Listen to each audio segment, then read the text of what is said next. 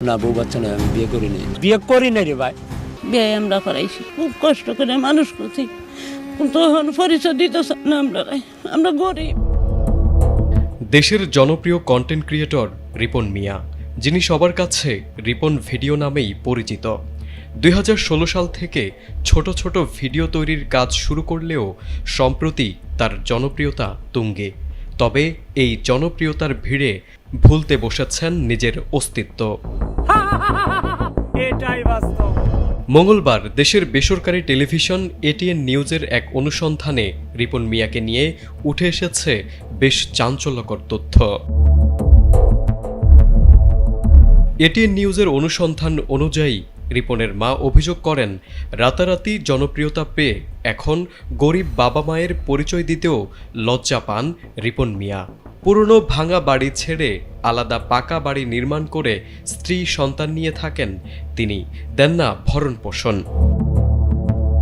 অনেক কষ্ট লাগে, মনে হয় খুব কষ্ট করে মানুষ করছি, কিন্তু এখন পরিচয় দিতেছে না। আমরা গরিব, পরিচয় দিলে যদি মান সম্মান না থাকে। বিয়ে আমরা করাইছি। বাচ্চা এক ছেলে এক মেয়ে। আমরা আল্লাহ যে বাইরে রাখছে এই বেশি সুখী। তখন তার কাছে কি খুঁজে আনানোর দরকার কি?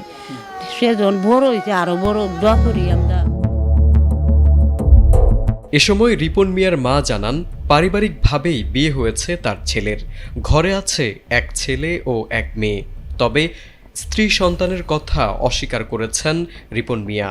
তিনি তার নিজের স্ত্রীকেই বড় ভাইয়ের স্ত্রী বলে দাবি করেন। না, বউ বাচ্চা নয়, আমি বিয়ে করি নাই। ঘরে আমি যার সাথে কথা বলে আসলাম সে কে? এটা ভাবেই লাগে আমার। বিয়ে করি নাই রে ভাই, সহজ কথা আপনি বুঝেন না কেন? আপনার স্ত্রী দাবি করে দুটো সন্তানের বাবা, আপনি এমন বলেছে, তাহলে এটা মিথ্যা?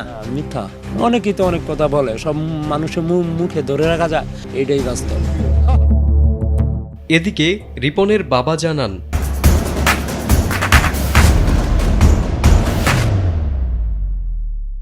প্রথমে তার সহযোগিতায় ভিডিও বানাতো রিপন মিয়া, পরে তাকে বাদ দিয়ে অন্য কারো সঙ্গে ভিডিও বানানোর আক্ষেপে এখন ছেলের ভিডিও দেখেন না তিনি। তার দাবি, ছেলে ভরণ পোষণ দেয় না, তবে খোঁজ খবর নেয়।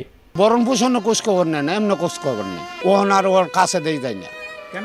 না, আমার ওই কৈতকটি আমার দাম নাই, ও শিক্ষা নেয় না। গত সোমবার নিজের ভেরিফাইড ফেসবুক অ্যাকাউন্টে ভিন্ন অভিযোগ করেন রিপন মিয়া।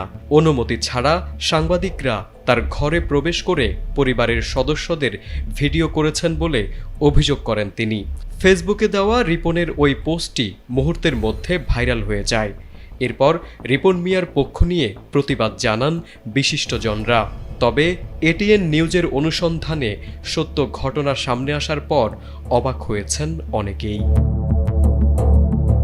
তারেক আজিজ, এটিএন বাংলা।